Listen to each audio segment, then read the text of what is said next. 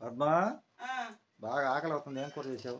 ఏం కూర చేస్తాను? కూరగాయలకు డబ్బులు అడిగితే డబ్బులు లేవంటే ఇంకా నేనేం చేశాను? అందుకే ఇంట్లో ఉండే కందిపప్పుతో పప్పుచారు చేశాను. పప్పుచారు అయినా బాగానే ఉంటాయిలే. ఏమయ్యా అప్పుడే ఆకలి అవుతుందా నీకు? పైన ఉన్నా లేకపోయినా ఆకలి ఆగదుగా. పప్పుచారు కూడా బాగానే ఉంటాయి. బాగా ఆకలిగా ఉన్నప్పుడు తింటే చేద్దాం. కూరగాయలు రేట్లు ఎక్కువగా ఉంటాయి, పైగా మనకి పనులు తక్కువగా ఉంటాయి. అవును, ఏ రోజు ఏదంటే భగవంతుడు అది ఇస్తాను. బిర్యానీ తినేది మనమే, లేనప్పుడు పప్పుచారు వేసుకుని తినేది మనమే. ఇది కూడా లేనప్పుడు మజ్జిగ వేసుకుని తింటారు చాలామంది. నేను ఎందుకు చదువుతున్నా అంటే ఇవన్నీ చాలా అనుకూలంగా ఉన్నప్పుడే 10 రూపాయలు వెనకేసుకుంటే పరిస్థితులు బాగానప్పుడు అలా పప్పుచారుతోటే తినొచ్చు. ముందు చూపు ముందు జాగ్రత్త అనేది ఉండాలి. ఎందుకంటే మన జీవితం ఇప్పుడు ఎలా మారితే వరకు అర్థం కాదు.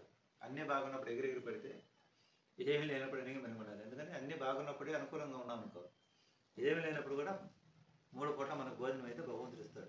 ఏ రోజుకి ఏది ఇస్తే అది ప్రాప్తంగా తినగలగాల, పైగా మహాప్రసాదంగా స్వీకరించాలి. ఎగిరినెద్దు గంతమైకి తప్పదంటారు పెద్దవాళ్ళు. ఎంత ఎగిరి పెడితే అంత బాధపడాలి పరిస్థితులు బాగాలేనప్పుడు. ఒకప్పుడు రోజుల్లో మనకి ఇది కూడా లేనప్పుడు ఎంత బాధపడ్డాము. అది అది ఎప్పుడైనా సరే ఉన్న రోజులు ఒకే రకంగా ఉండాలా, లేని రోజుల్లో కూడా అన్నీ గుర్తుపెట్టుకుంటేనే మన భవిష్యత్తు అనేది బాగుంటుంది. నేను హ్యాపీగా వీడియోలు చేస్తానంటే నాకు పని లేదు. మనం ఏడుస్తూ ఉంటే మనం చూసి జనాలు రాలేస్తారు, కానీ ఏం చేయరు. అందువల్ల పరిస్థితులు బాగలేనప్పుడు చాలా హ్యాపీగా ఉండాలి, ఆత్మస్థైర్యంతో ముందుకు నడవాలి ఎవరైనా. ఫ్రెండ్స్, మా వీడియోస్ నచ్చితే లైక్ చేయండి, షేర్ చేయండి, సబ్స్క్రైబ్ చేసుకోండి.